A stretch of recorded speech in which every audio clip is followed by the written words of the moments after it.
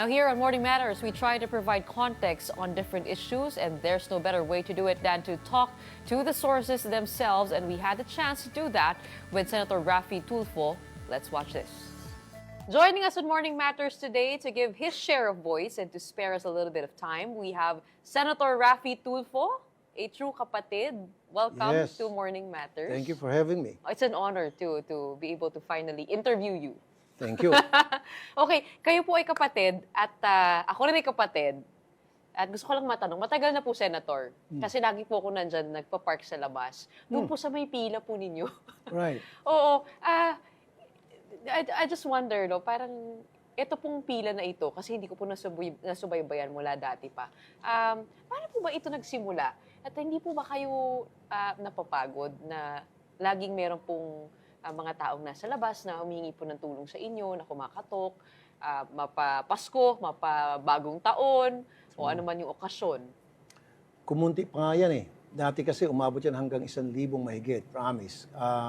Kumunti kasi TV5 asked me kung pwede medyo isara yung mga magko-complain dahil iba natutulog na dyan, yung iba naglalatag na ng banig, karton, what have you.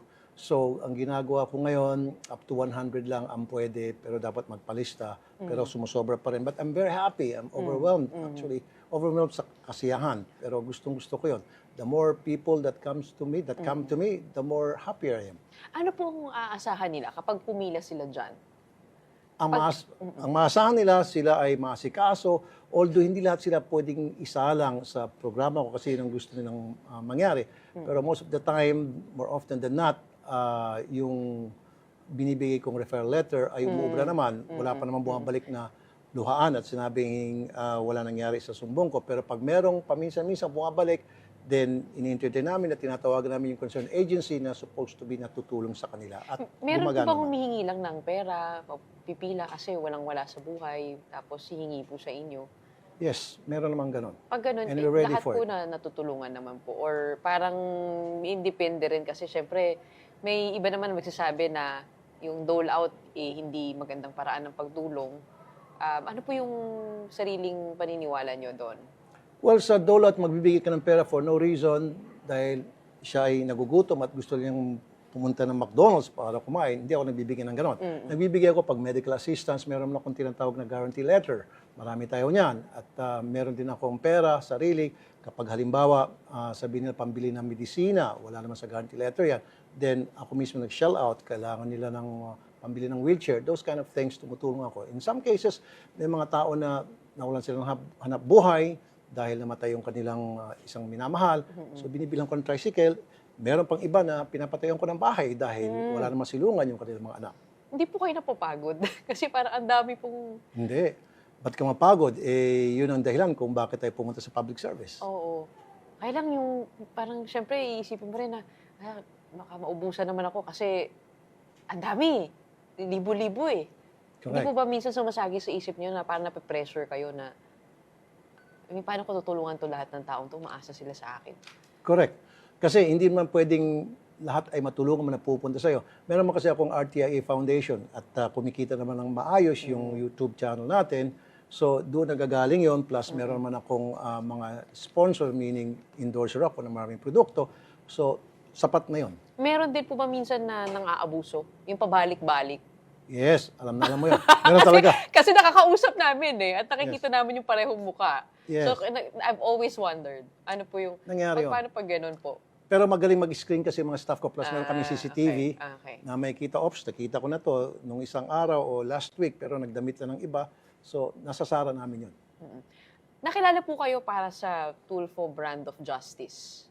Ito po ay ito yung naging programa din ninyo kung saan tumutulong po kayo sa maraming tao.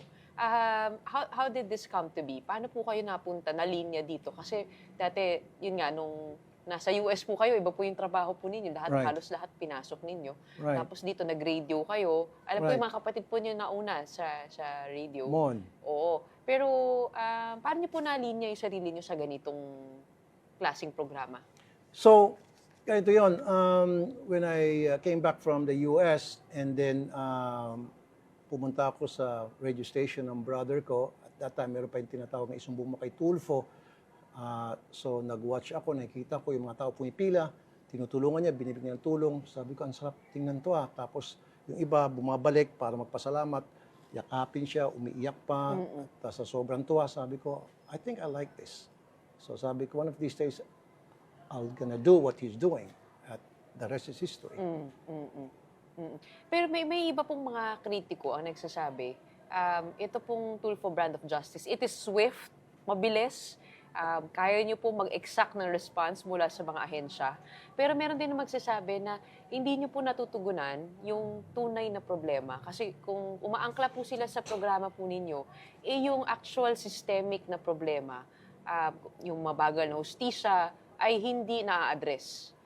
Meron din po nagsasabi na this is, actually, I'm quoting from an article that the program is making a spectacle out of suffering. Oo, that kapalit po ng views. Kumbaga, yung plight ng mga nagpupunta sa inyo. Ano po masasabi niyo doon? Sorry sorry sa mga lawyers. Maraming mga lawyers siguro nawalan ng kliyente because of me, because of my show. Kasi puntahan ako ng mga taong tinatawag, they don't have any recourse but to come to me because they know, tulad sabi mo, swift ang justice. Agad-agad na aksyonan ko yung kanilang problema, nabibigyan ko ng solusyon. Wala nang paligoy-ligoy pa. So, in short, I cut corners, pero sa magandang paraan. Tulad ng halimbawa kanina, meron yung napakarami nila, I think it's more than 400 pumunta sa programa ko. Tapos nakausap ko yung dole, so mahabang proseso. Kailan pa pumunta sa Sena at kailan pa meron pang gagawing sulat, and before total mabayaran sila nung principal, ginawa kong shortcut na supposed to be isang buwan or mahigit, maniwala ka o hindi, in 2 days mababayaran na sila. Ganun tayo kabilis. Ngayon, maraming magagalit. Bakit hindi mo idadaan sa proseso? Ba't hindi mo ikukorte? Diba? Bakit para ka namang sino kang Poncio Pilato, judge, jury, executioner? Agad-agad, umaaksyon ka at pinapagalitan mo yung tao. I have to. Because these people are really frustrated with their life. Kaya nga, pinupunta nila ako as a last recourse. So if they come to me at hindi ko gagawin ng paraan, parehas lang kami ng mga nagbigay sa kanilang frustration. So when you come to me and you have a big problem, I'll do my best na para pag alis mo ng programa ko, hindi kalhuan, kundi nakangisi ka pa. Sabi niyo po sa isang programa na ngayon na bilang isang senador ay kailangan niyo nang dumaan sa proseso. Gusto ko maintindihan, bakit po, I mean, ito, you are able to already command justice, pero pinuntahan niyo naman yung magulo, masalimuot, mabagal, maraming bureaucracia, maraming kandadaan ng tao. True. Bakit niyo po ginusto yung ganon? Kaya nga, sabi ko ngayon na senado ako, dapat magkaroon ng proseso. What I meant about that is yung legislation. Siyempre, pag idadaan mo sa legislation, may proseso yan. So, yung mga problema dati-rati nung sa Wanted sa radyo, hindi pa ako senador, so, walang proseso. Agad-agad, pinapa-actionan ko yung mga maliliit na problema. Kumbaga, pachi-pachi. This time, nasa senado ako, dinadala ko sa senado yung problema para yung problema ng isang grupo, hindi lang isang grupo, o pangkaramihan, pangkalahatan, mabibigyan ng solusyon. Hindi na band-aid solution, kundi through legislation. Kamusta naman po ang buhay senador? Ano pong mas gusto po ninyo? Buhay sa radyo, buhay sa Senado? Pareho. Nag-enjoy na ako. Nung una, promise, nung una, parang di ata ko bagay dito. Ang masilimuot dito. And then later on, I got the hang of it. Nag-enjoy na ako. Now, pag-blend ko yung pagiging broadcaster at the same time pagiging senador. In fact, they complement each other yung pagiging broadcaster ko at pagiging senador. But there's probably a lot of time you spend reading, researching. I mean, ano po yung dinagdag ninyo sa routine ninyo para magampanan yung tungkulin nyo bilang isang Of course, legislator? researching and reading and at the same time talking to more people and trying to know better kung ano yung mga problema nila, anong mga take nila sa, hindi lang problema pansarili, kundi problema sa lipunan, problema sa ating bayan. And that's the reason why every now and then marami ako mga hearings dahil dun sa mga problema inilapit sa akin, so dinadala ko sa Senado para i-hear, para magkaroon ng batas. Senator, kayo po nung pumasok kayo sa Senado, nasabi nyo rin na aminado po kayo na may limitations kayo. Kaya parang senador muna ang tatakbuhin ninyo. Senador. Naalala ko mayroon po humihirit sa inyo mag-VP. Sabi No. ninyo, hindi po ba? Hindi po totoo yun? Parang sabi nyo, you're aware of your limitations. So dito muna sa Senado. Walang muna. Walang ganon. Dito lang. Dito lang. Yeah, alisin mo yung muna, Ano palitan mo po yung ng lang. limitations? Ano po yung... pag Limitations sinabi niyo, because wala ibig akong sabihin nun? ambitions for higher office. Wala talaga. So, happy na ako sa pagiging isang senador. Kasi mas effective ako, I think, and some people think, na happy na ako maging senador because every now and then, what really makes me happy and comforts me and consoles me out of these huge problems that I have, especially sa mga bashers, is pag nababasa ko sa mga comment section na hindi po nasayang ang boto ko sa iyo, Senador. Pag nakikita ko sa kalye, lalakad, mga friends, bumabati lang, oy, Senador, salamat ha, hindi talaga nasayang ang boto ko sa iyo. Ang sarap pakinggan. Talagang tenga ko pumapalakpak. Pero lagi po nababanggit yung pangalan niyo sa mga survey. Kayo po ang frontrunner, isa sa mga frontrunner sa 2028, medyo malayo pa yun. No good. Sabi po nila, kailangan maghanda, magplano ng maaga for anything, for any campaign. There's nothing to plan for higher office kasi talaga wala naman akong balak. If you remember, there was one time I went on air sa programa ko, sabi ko, nanawagan ako doon sa mga survey companies. Sabi ko, please lang, sa susunod na mag-survey kayo for 2028 presidential election, please don't include me. Ini-include pa Paano rin kung nila. kayo Hindi po na ang gusto ng tigilan. taong bayan? Paano Well, kung nag-clamor po sila sa inyo dahil magandang performance ninyo sa Senado? Well, I'll tell them, andito lang ako sa Senado para makapagsilbi pa ako sa inyo at nandiyan man yung programa ko sa radyo, sa media, at enjoy naman ako sa pagiging isang broadcaster. At the same time, why don't you just let me go on as a senator and as a broadcaster at the same time? Your two brothers are also running for senator. That's Erwin and Ben. That is Of correct. course. Sabi po ni Ben, ay hindi raw po kayo political dynasty. Kung sakasakali po, magiging tatlo po kayo sa Senado kung manalo po sila. And they are very strong candidates in the recent surveys. Sa taas po sila. Kung sakasakali, tatlo po kayo sa Senado. Tapos meron po kayong si Ms. Jocelyn Tulfo ay nasa Congress. Si Ralph din ay nasa Congress. Tapos ako pa pala rin, si Ms. Wanda Teo ay nasa Congress. Dami ng din. Tulfo, no? Oo, dami po. Sobrang dami. Tingin niyo po ba kayo ay political dynasty at this point? I don't think so. I'll leave it up to the people. Kasi kung gusto ka ng tao, iboboto ka nila. Kung ayaw ka nila, isip nila, dynasty to, ang dami naman, walang ginagawa, then don't vote for us. Really, kung ayaw kami ng taong bayan, wag iboto. Ito sabihin ko, mga taong bayan, kung ayaw niyo mga kapatid ko, please don't vote for them. Pero kung gusto niyo sila, dahil sa tingin niyo, makapagsilbi sila ng maayos, then go ahead, kayo na mag-decide. So, di po kayo sang-ayon na political dynasty po kayo? I don't Kasi think so. sabi ni Ben na wala naman kayong baluarte. Pero nung nakausap ko po yung isang parang historian, ang sabi niya, political dynasties daw, usually yung nagsasabay-sabay. Vis-a-vis political legacy na hindi sabay-sabay, pero parang isang lineage, ano? True. Hindi po kayo agree na... Well, let's put it this way. Siguro naging magandang performance ko sa Senate. Siguro I'm doing the right thing. I don't know kung bakit all of a sudden yung mga kapatid ko nagsilabasa na lang sa survey. Ang dami naman pwedeng lumabas ng mga pangalan. Bakit sila pang napili? Again, siguro yung sinasabi ng mga tao, salamat, Senator Raffy, at ginagawa mong trabaho mo at hindi na sayang ang aking boto sa iyo. And then nakita Tulfo, nandito sa Senado, another Tulfo papasok, why not? Baka gagawa rin ito ng mabuting trabaho pag Senate. That's why sinasabi ko sa mga kapatid ko, although hindi ko sila pinapakialaman, that's none of my business, whatever their decisions are. And sinasabi ko lang sana, pagdating sa Senado, yung marinig nyo ba sa mga tao na sabihin, Ben or Erwin, salamat po at hindi na sayang ang aming boto sa inyo. As simple as that. Nag-uusap-usap po ba kayo sa parang gusto ninyong magawa? Sakaling maging tatlo po kayo sa Senado, parang what kind of legislation do you want to do or to pass? O kumbaga parang together, T3 together in the Senate, ito yung gusto nating magawa. Meron po ba kayong ganong mga No, usapan? sa bagay na yan, wala kaming pakialamanan. May kanya-kanya silang diskarte, may kanya-kanya silang pag-iisip. So I don't meddle with their affairs kung ano man yung gusto nilang tahakin at direksyon. Ang sa akin lang, like I said, for the end time, Yung bang happy yung taong bayan sa pagboto sa inyo, magpapasalamat sila dahil sa pagboto nila sa inyo because you're doing a good job, just like yung nagawa ko. Mm-mm.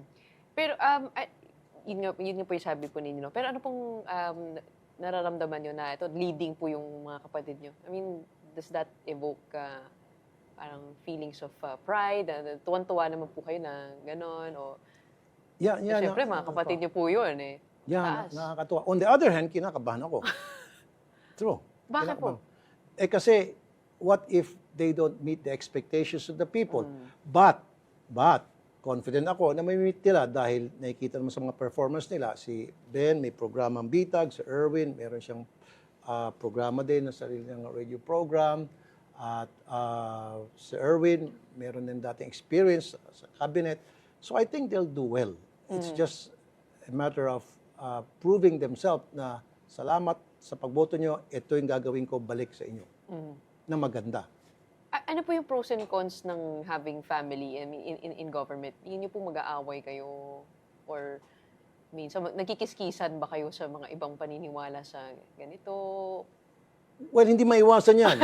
Hindi maiwasan. Maski na ngayon, nung hindi pa kami sa politics ako at kapatid, meron disagreement. But that's natural. May mga sibling rivalries. Once in a while, pero naayos naman agad. Nag-usap-usap kami. We're adults. So, we can handle our problems. Now, kung yung tanong mo, baka pagdating sa Senado, magkakaroon disagreement, expect ko yan. Maaring hindi. Maaring yung isa mag-agree doon sa isang legislation na ipapasa ko, yung isa magdi-disagree, maaring ganun din ako, but at the end of the day, dapat mag-usap pa rin kami para mas mapabilis yung pag-andar ng legislation na gusto namin ipasa, yung mga advokasya na sinusuportahan namin. So at the end of the day, hindi po kayo maghihiwa-hiwalay? I mean, bilang magkapamilya. Magkapatid, sorry. Blood is blood. Pero ito lang, kung meron siyang kaaway, away lang niya yun. May kaaway ako, away ko lang yun. Away ni Erwin, away niya yun. Away ni Ben, away niya yun. Away ni Rafi. Hindi kami yung tipong kukuyog. Kukuyugin namin yung isang tao para ibuli o para pag-isahan upang pakita yung puwersa namin tatlo. I promise you we're not gonna do that. We are already midway into your term, 3 years. 3 years down, 3 years to go. You are, just a reminder to the audience, the third highest winning senator with 23 million votes. What would you say would be your biggest achievement thus far in the midterm? Marami. Una, meron akong yung legislation ko, yung Magna Carta for Seafarers at napakarami ko pang mga bills na kinuko-author, pasa na yung iba naka-pending pa. Marami. And then I keep going and making inspections. So, nakikita ko marami mga sakit, lalo sa committee na hinahawakan ko sa public services, sakit sa ating transportation. So ginagawang paraan, gumagawang inspection para to solve the problem, para alang-alang doon sa mga riders nating commuters. Isa po sa mga nag-viral po kayo itong proposal ninyo, to train eagles to capture drones that threaten our airports. Yes. Yung iba hindi po naintindihan. Hindi na magets. Ano po yung dahilan? Bakit nyo po nabanggit yun? At ba't nyo natumbok yung problema na yun sa airport security when it comes to the drones? Hindi nanggaling sa akin yung Gretch. Nanggaling yun sa isang expert who was there at that time. He was the one who offered that. Kasi mahal daw yung technology na anti-drone na ginagamit na ibang malalaking bansa. He was talking, this guy from CAAP, he was talking by the millions. In fact, if I still remember, it's like $1 million a month for subscription alone. And meron pa mga bibing technology, etc. So we cannot afford that maybe. So nagsuggest yung isang expert katabi niya na ginagawa naman sa ibang bansa yung Eagle. Na yung Eagle will be used as counter-drone. So pag nakita yung drone pumasok na sa isang restricted area, kukunin ng Eagle yun, sasaluin at dadalhin sa malayong lugar. At kung may bomba man yun, edi i-dispose off yun sa malayong lugar, sa dagat, etc. So hindi galing sa akin yun. Pero ginagawa yun sa ibang bansa. It's happening, even while we speak. Ano po nakikita niyong problema dito sa airport security natin? Ba't na-bring up po yung tanong na yun? Nakita mo yung Ukraine and Russia war Yes. na ginamit yung drone sa pagpapasabog sa isa't isa ng kanilang mga gustong target. it could happen to us. As a matter of fact, I asked Cap about that, and he said, yes, there's really danger right now because we don't have yung bang technology na para masiguro na hindi mapasok ng mga drones o kung sino man may intensyon pasukin ng mga drones yung restricted area ng airport. Inamin niya yon. Pero sabi ko, gawa natin ng paraan at gagawin daw ng paraan. At isa pa, yung drones right now, kunyari, tayo, wala tayong anti-drone. Dapat, meron man nabibiling anti-drone. So, example lang, o meron may galit sa TV5, magpapalipad ng drone, lalagyan ng high explosives, bomba. Tapos, ipapalaglag dito sa TV5, sabog ang TV5. Kaya dapat, sasabihan ko si MVP, si Boss MVP, bubili ng anti-drone. Ng Eagle. No, not Eagle. Meron Na yung mga anti-drone technology po talaga. Meron yung ngayon eh. Meron yung ngayon nabibili. Pero hindi ganun kalawak, hindi ganun thorough kumpara doon sa ina-expect natin na ginagawa sa mga airports sa ibang bansa like the US. Kasi yung Eagles po, mamaya magkaroon naman ng bird strike. Exactly. Pagka yun naman ang pinalipad mo sa airport. Correct. Oo. Pero yung Eagles, magagamit mo rin para to counter itong mga flocks of birds na magkukos ng bird strike. Tatabuhin niya. Kaya Hindi ba pwedeng yung double Eagle? purpose. Hindi ba yung Eagle ang papasok dun sa... Hindi. Kasi trained eh. Trained yun. Okay, Tapos magsiseminar yung magte-train sa Eagle. So the Eagle, pag may nakita siya ng mga birds na papalipad sa airport, tatabuhin niya yun. Eh syempre takot lahat ng mga sa Eagles. At pag nakita siya ng drone, kukunin niya yung drone.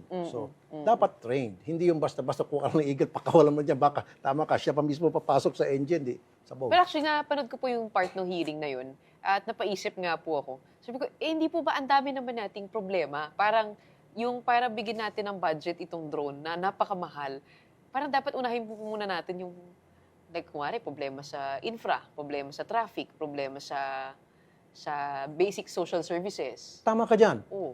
Pero, think of this. Meron pa ba mas malalaking problema kapag maraming taong namatay sa isang eroplano, sa isang building, dahil sa pagpasabog sa drone? Magkano bang halaga ng buhay ng tao? Diba? So, dapat we should start thinking of it. Hindi yung reactive lang tayo. Kapag may nangyari na, may namatay na, saka tayo mag-action. Dapat bago Sakit po may yata ng namatay. Pilipino yung medyo reactive eh. Exactly. You also talked about the deportation of 11,000 POGO workers. About more than 10,000 actually are here in smaller operations. Some have devolved into BPO, ITM operations. Tinatago daw po nila yung may nagtataya sa kanila. You gave them a 2-week deadline. Yes. Do you think that's realistic timeline? It might not be because they're too slow, but at least meron akong pagbabasihan para singilin sila kapag halimbawa wala pa rin nangyari. Dahil, tingnan mo, Reg, sabi ko nga sa kanila, I need an accounting of all POGO workers na registered. Yung registered lang ha, na nag-work sa POGO. Now, ilan na yung napaalis, napalayas ng mga POGO workers? Ang laki ng difference. Parang 10% pa lang, 90% nandito pa rin. What are they doing here? At nakikita mo naman, kung minsan maraming mga krimen dyan, Chinese to Chinese, yung kidnap, murder, torture, etc. Sino may kagagawa? POGO workers. Yung iba, wala na kasi trabaho, they might resort to maybe mga illegal activities like drug pushing, etc. Pero yung iba po sinasabi, that was their argument actually, before the total POGO ban, na it doesn't make sense to totally ban it kasi kahit anong gawin mo, nandyan yan, illegal. Mabuti pang buwisan na lang natin, may nakukuha pa tayo, kesa iban mo, tapos magtatago din, pupunta rin sa maliliit na sulok, at gagawa ng illegal. Well, sabi po kanina kausap po si Senator Jimmy Bondoc eh. Ang sabi niya, kaya nga hindi ako agree na ganyan eh. Kasi hindi siya agree na mawala yung POGO. Okay. tingin niya, mas magandang i-regulate. Kasi hindi mawawala dahil since 1990s pa daw, yung POGO na problem, nandiyan na daw. And what makes us believe that we can stamp it out by saying, actually, sabi din niya, yung problema siguro, yung competence din nung mga naghahabol, nung mga nagpapadeport. Okay. Nabanggit niya kanina yan. Yeah, ganito yan. Maybe he's talking about also POGO and PIGO. Worst of two evils. Siguro, POGO kasi ang mga manunugal ay mga tag-ibang bansa, mga Chinese. Ang PIGO, ang manunugal, internal, mga Pilipino. So, mas okay siguro yung POGO dahil ibang tinatamaan at na pwedeng i-regulate. At ginawa na nga yan, panahon ni dating Pangulo Duterte. Pero nagsalita ng ating Pangulong BBM, Bongbong Marcos, na ayaw niya ng Pogo, then so be it. So kung ayaw na ng Presidente at gusto ng Presidente, wala na talaga total ban sa Pogo, then nandito ako as Vice Chair ng Games and Amusement na i-account na yung mga Pogo workers na nakarehistro kailangan mapaalis na. Kasi ban ng Pogo, ano pang ginagawa nila dito? Hindi mo naman pwedeng sabihin, i-regulate yan, payagan yan. Nagsalita ng Pangulo na ban na. So kung ban na, ibig sabihin, Tapos na yung diskusyon na yun. tapos ng diskusyon. Exactly.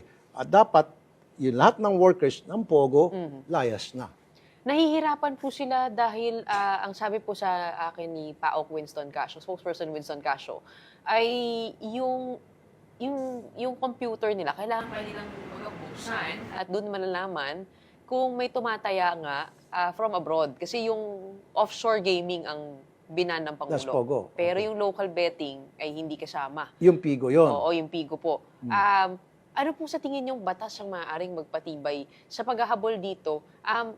Because we were also talking about the e-wallet transactions and how they were used to launder money and in gambling operations na hindi po mabuksan-buksan katulad po ng mga ni-raid po nila in the past ng mga Pogo hubs. Nakatenga po yung mga account. And sabi nila, nahihirapan sila to get the cooperation of tech companies in opening these accounts kasi nga po yung siguro yung sa parang bank secrecy or ano po sa tingin nyo ang pwedeng gawin Okay, doon? that's the job. First of all, that's the job of the DICT. Okay, we're talking about technology, computer, DICT should come into the picture para tingnan kung ano magandang solusyon para doon sa sinasabi ng PAOK, TF na problema. And pangalawa, you're right, sa bank secrecy, there should be legislation pertaining to that. Kung yan ang isang reason para masolve na yung problem na pinag-usapan mo ngayon. Pero medyo mahihirapan po. Ano po nakikita nyo dito sa Pogo problem? I mean, ano po yung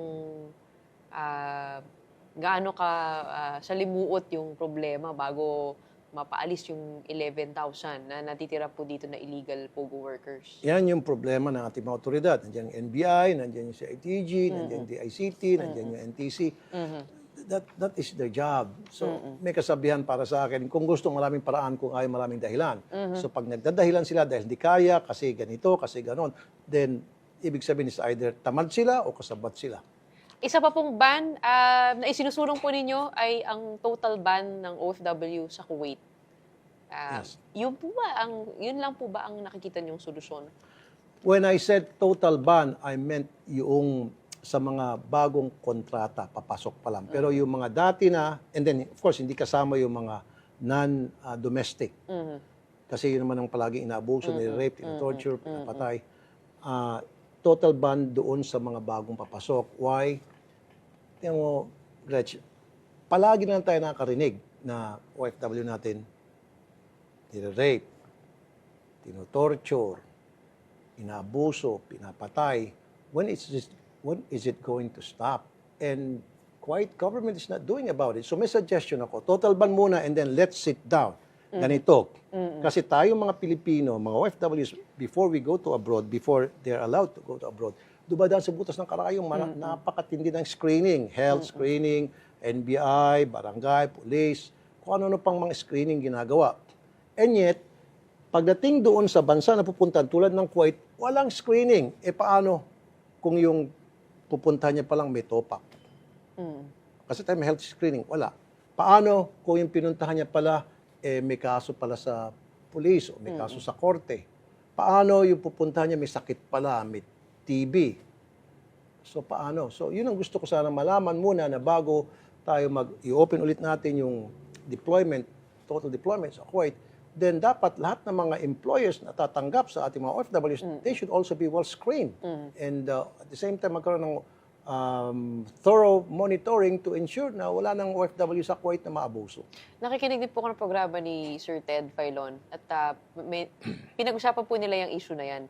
Hindi ko po maalala kung DMW ang kausap or OWA, pero ang sabi po nila ay yung figures na yun, meron talagang mga namamatay, naaabuso sa ibang bansa, normal lang daw ito, pag kinompare mo sa dami, iilan-ilan lang daw yung nababalita. At sa Kuwait daw, very active daw ang kanilang media, kaya nababalita agad.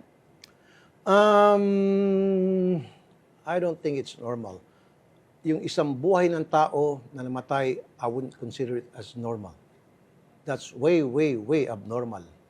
That's not normal. Isang buhay ng tao ay napakahalaga. So, pag binamatayan na OFW sa isang bansa, then there's a problem. That is not a normal situation for me. I'm sorry. One is too many. One is too many. Thank you. Kayo po ba ay sang-ayon sa pagbubukas ng investigasyon dito sa war on drugs? Muli, dito sa sinusulong ngayon ng House. Well, let the House do their job. Yeah, and I support whatever the authorities are doing to investigate dito sa mga nangyayari tungkol sa mga drug problems in the past. Pero sang-ayon po kayo sa ICC investigation into the war on drugs na sila po ay gumagawa rin ng sarili nilang investigasyon? When it comes to ICC, then I would not comment about that because that's the decision of the executive and I mean the legislative, and so there's two separate powers, as you know. So, kung ano yung decision ng executive, hindi ako magkikialam. Okay. Pero kayo po, kung ano po sa tingin ninyo yung war on drugs? I mean, like, your view on the past administration's war on drugs was that we have 6,200 recorded deaths from the PDEA into the anti-illegal drug war. I mean, kayo po sa inyong experience, ano po yung dapat na pagtugon dito sa problema ng droga? There's so many ways to skin a chicken. In fairness, the third administration, they did okay pagsugpo sa problema sa droga. Yun nga lang, maring hindi nga tamang paraan. So, nandiyan naman siguro yung rehab, maging very aggressive siguro tayo para iparehab, identify kung sino yung mga pusher, mga drug lord, sino yung mga addict, ipaparehab, hulihin sila, and then dapat meron tayong malaking rehab center na paglalagyan ng mga addict, etc. So, there are other ways to do it. But again, during the third administration, nakagawa naman sila ng maayos. In fact, marami mga nag-surrender ng mga drug addict during those times. Sa midterm elections po, kayo po are you going to play a role? Are you going to support your brothers or anybody else? They're not asking yet for my support, but if they'll ask me, why not? I'll support them. Yeah. Wow. Malaking bagay po yun. Yes. In fact, I'm also supporting some candidates, mga kaibigan ko. So if they ask for my support, syempre I have to choose the people that I will Pwede pong support. malaman kung sino po yung sinusuportahan ninyo or confidential? It's confidential na lang. May Confidential kita yan. mo na lang siguro. Okay. Malalaman na lang po natin. Nakikita niyo po ngayon, nagpapalitan po ng ng mga banat mula sa kay PBBM, doon nga po sa kanilang kick-off rally, pati si President Duterte sa kanilang kick-off rally, nabanggit nga ni President Duterte, bakit di na lang patayin yung 15 senador to make way? Siyempre, sabi nga, joke lang daw. Joke lang daw yun. And then, sabi ni PBBM, ay sana yata sila sa isang solusyon na magpatayan na lang. I mean, sa nakikita niyo po, ano pong assessment niyo dun sa gulo na yun? Doon sa sinabi niya na papatayin yung 15 na senators, I think he's just exercising his freedom of speech under the Constitution. Pero may mga nagsabi, dapat niya sinasabi yon. Pero meron din nagsabi, alam mo naman, pag may sinabi si dati Pangulong Duterte, biro lang yon. Pero yung iba siniseryoso, tulad na lang ba ni PBBM, and I don't blame him. So, merong dalawang grupo nag-aaway, ayaw kong makisawsaw. Sila ay nag-uusap or nagkaroon argumento o hindi pagkakaunawaan, labas ako doon. Yung kapatid po ninyo na si Erwin, siya po ay hindi pumirma dito sa VP impeachment. Pero yung wife po ninyo, at saka si Ralph, parang pumirma po sila. Yes, they signed. Your take on the impeachment complaint and the timelines being pushed for by the Senate President and how this is shaping up the upcoming midterm elections? Okay, first of all, dun sa pagsasign, ng wife ko and my son. My wife is the second nominee of ACT-CIS party list. So, kung ano kasi ang stand ng party list, dapat makisama ka. So, ang stand ng party list ay mag-sign, so she did sign. At hindi ako nakikialam. Never ako nakikialam. Even if she's my wife and Ralph is my son, never ako nagdikta sa kanila na, hoy, ito dapat gawin niyo, hoy. Unless kung humingi sila ng guidance, at nagbibigay ako ng guidance. Pero doon sa signature sa impeachment, they never ask for my opinion. Ginawa lang nila yung gusto nila. At si Ralph, yun ang feeling niya na kailangan niya mag-sign. He did sign and hindi ko siya pinagsabi, hindi ko siya kinausap. Nung mabalitaan ko na sa news, matter of fact, nabalitaan ko, nag-sign pala silang dalawa. And then pag kinagabihan, sinabi ko, nag-sign pala ka dalawa. Yes, nakangiti na lang ako and then let's have dinner. And then hindi namin pinag-usapan. Yun. So, hindi po pinag-uusapan yung mga ganyan on a family table? No, no. Okay. Pagod na nga tayo dito sa labas. Tapos pagdating doon, dadalhin mo pang trabaho. Pagdating, very sacred yung dinner table. When we get there, we never, ever, ever talk politics. We talk about personal matters, tawanan, at mga future plans, personal matters. Pero kayo po ay agree ba sa timeline ng Senado na pagkatapos na lang ng State of the Nation address, kayo po ay magiging isa sa mga senator judge Yes. in the upcoming trial? Yes. Well, hindi ko pa nakikita yung articles of impeachment and I have to study that. And of course, I'll have to consult my legis group para i-guide din ako kung ano ba yung mga nakalagay doon sa articles of impeachment. Then that's when I will decide whether I vote yes or no. Pero may iba po nagsasabi na dapat talakayin na ngayon. Kasi nga sa Constitution natin nakalagay, forthwith proceed. Yeah, diyan nagkakaroon ng problema ata sa lower house and sa Senate. So, ayusin dapat nilang problema nila. Basta ako, I'm just gonna wait. If it's Pero there, wala kayo naririnig na ugong na tutulak to para mapabilis yung wala ako narinig kasi hindi timelines, naman ako wala. chismoso. Okay, nabanggit nyo nga po na the family dinner is sacred time with family. Kayo po ay lolo na. Yes, Lolo very soon. na. Oo. Yeah, I'm very happy. May time pa po ba kayo sa pamilya ninyo? I mean, given your... Of course. I always find time para sa family. Although bihira na kami magkikita. Pag Sino po ang weekdays, pinaka-close ninyo sa anak niyo? Dalawa po, no? Oo. Pareho sila. Pareho. Sila. Pinaka-close po ninyo sa mga kapatid ninyo? Erwin. Si Erwin. Yeah, Oo. Erwin. What do you do together as a family? Para maka-relax naman. Kaya magkakapatid, nag-uusap-usap kami every now and then. Pero again, walang politics pinag-usapan. And then kuminsan, nagkikita kami sa mga birthday, sa mga occasions, and then in-invite ako, and then dinner kami, medyo over a glass of wine, red wine, and that's it. Simple lang. Simple lang, mababong kaligayahan namin. Maliit na bagay. Hindi po ba kayo natatakot sa sarili ninyong kapangyarihan? O, define kapangyarihan. Kasi kayo po ay tool for justice. I mean, kaya nyo mag-command to do this, to achieve that, to get this, and to get that. And kayo po ay ngayon nasa Senado na you are in government, you have the official authority, official mandate from the people. Hindi po ba kayo minsan natatakot na how to handle all of this power that's given to me? Oh, okay, I get you. I know what you're saying. I follow you now. Yeah, my fear is baka hindi ko ma-meet ang expectation ng mga tao because they expect too much from me. That is true. There are times na hindi ko siguro nagagampanan yung gustong mangyari ng taong bayan. That's why nababash ako or I'm doing too much. So I just do what I have to do.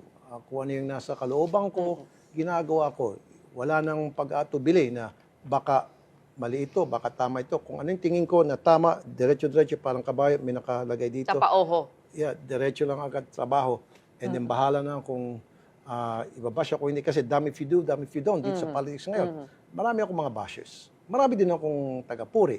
So, tinitimbang ko yan. Sabi ko, siguro mas maganda, tignan ko na lang yung side ng mga pumupuri. Kasi mga bashes, you can never convince bashes. Pag bashes na sila, forever there'll be bashes. Although there were times na nakita ko yung mga dati, hindi naniniwala sa akin, then dahan-dahan naniniwala, mali pala kami sa'yo.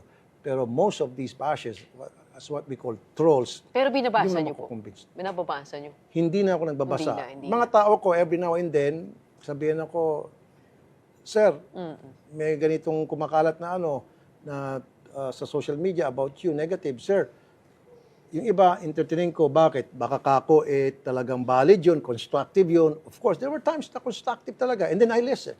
Pag nakita ko na, sabi ko, pag hindi constructive, huwag niyo sabihin sa akin, ibasura niyo na lang yan. Pag medyo sa tingin niyo, may point nga sila, tell me, and then let's sit down Okay. with all the group. Pinapa-filter nyo na po sa kanila. Pag-aaralan natin, yung mga tama lang, yung mga okay lang na constructive. Pag-aaralan natin, pagtulungan natin, let's find a solution for us to do better. Meron po ba kayong mentor who keeps you in check or anybody who keeps you in check?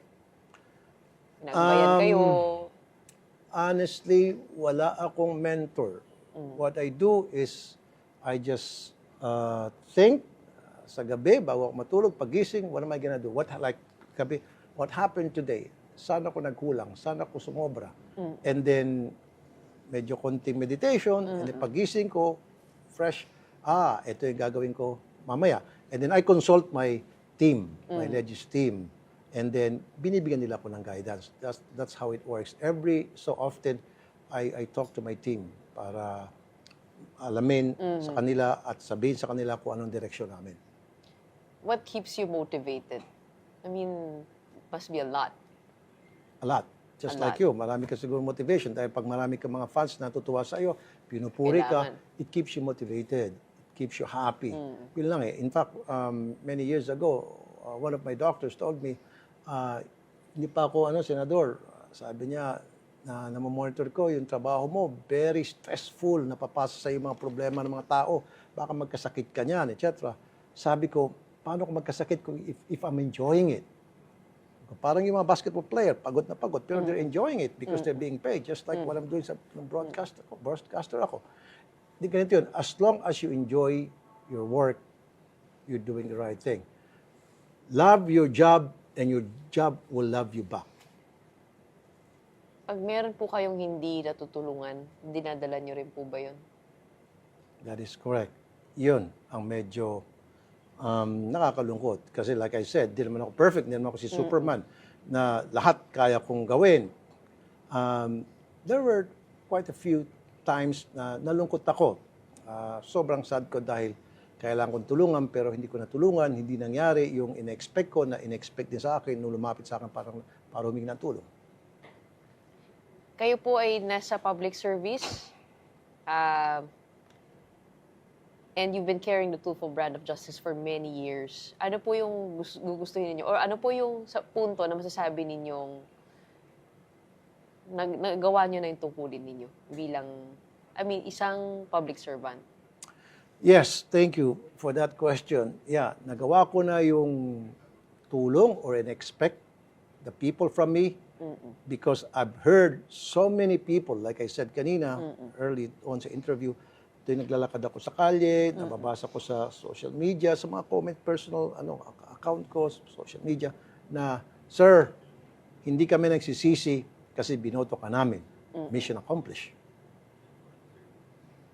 I did what I'm supposed to do. Ginawa ko yung in-expect nila, kaya nila ako binoto. So I'm happy for that. And being in government is probably a different way of being able to create impact. Kasi, kumbaga ang nakakabanggaan nyo na po dito, minsan, ang tapang nyo po kahit yung colleague po ninyo, na nasisita po ninyo. Which is, gusto ng mga Pilipino yun, Well, yung kasing ugali ko nung broadcaster pa ako, ayoko naman magbago kung ano yung ginagawa ko sa radyo. Kaya ako binoto kasi, gusto ko tong style nito. And then pagdating ko sa Senado, tahimik na lang ako, malambot na ako. Kaya nga dyan ako nababash na sabi nila, ginagawa mong RTIA, Rapid Open Action, yung Senado, palasubas ka, lahat ng klaseng mga masasamang salita nasabi na ata tungkol sa akin dahil daw ginagawa kong RTA hearing. Pero ano magagawa ko? Yun na talaga ako. That's the way I am. That's my style for me to get to the bottom of the problem and to find solution to the problem at hand. Wala po talaga kayong balak tumakbo for higher office? Wala. Promise. Sige po Wala. Wala akong balak. Unless kung ikaw ay tatakbong presidente, Ako. babakapang kita. di ba? Ako Hindi yung niyo po magtuturo sa'yo. natatanong kayo si Idol in Action, ako si Woman in Action. That is correct. Alam I've niyo seen po it. kung bakit. Why? Kasi, ano rin ako, apurang-apura rin ako, gusto ko agad-agad. Pag meron ko naisip, gusto ko ginagawa ko kaagad. Exactly Parang para kayo. tayo. So, why don't we see each other sa 2028 for Senate? Gretchen Ho for Senator. Woman in Action. Woman in action. Hindi ko So po dalawa kaya. na. Rafi Tulfo in action, woman in action. Hindi ko po kaya yung politika. Kaya mo, sinasabi mo lang yan. Hindi ko kaya yung politika. Kayang-kaya mo, I'm telling you. I can see in your personality. In fact, I've seen a lot of your shows, a lot of the episodes of your show. Nakita ko at hands-on ka at very aggressive ka. Mahirap po yung sa politika yung makamasa ka. ano eh. Mahirap yung sa politika yung hindi mo alam iba yung sinasabi sa harapan mo tapos gaganunin ka sa likod. Correct. Usong-uso yan sa politika. Oo. Talaga nangyari yan. That's the reason why kailangan piliin mo rin siguro yung mga taong pagkakatiwalaan mo, yung mga taong pakikinggan mo, yung mga taong iwasan mo, etc. At saka, kasi parang naisip ko, mas magandang tumulong kasi pag nasa harapan mo na, eh, pwede mo nang tulungan. Parang dito, dadaan ka pa sa makipagbalit-taktakan ka pa. Minsan kailangan mo magkompromiso para makuha yung itong bagay na ito. Magka parang, Yeah. Hassle, Tama ka nakakapagod. nga. Iba yung pagtulong, tao to tao. On the other hand, pag nasa politics ka, yung gagawin pagtulong ay para sa bayan na because you come up with legislation to solve not one person's problem, but the problem of so many. maramihan. Yes. And that was Senator Rafi Tulfo joining us on Morning Matters to give us context on relevant and timely issues.